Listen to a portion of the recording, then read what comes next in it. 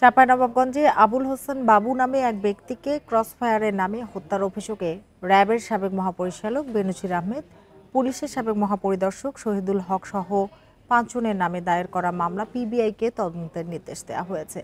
চাঁপাইনবাবগঞ্জের গোমস্তাপুর আমলি আদালতের বিচারক অতিরিক্ত chief judicial magistrate Mohammad Abu Taleb এ নির্দেশ দেন।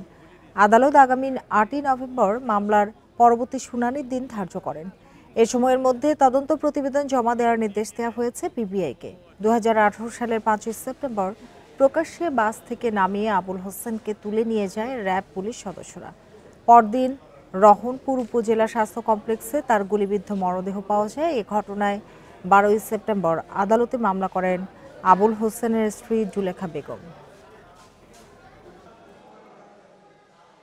৮/১১/২০২৪ ধার্য তারিখের মধ্যেই ওনারা তদন্ত করে রিপোর্ট দাখিল করার জন্য বিজ্ঞ আদালত নির্দেশ দিয়েছেন।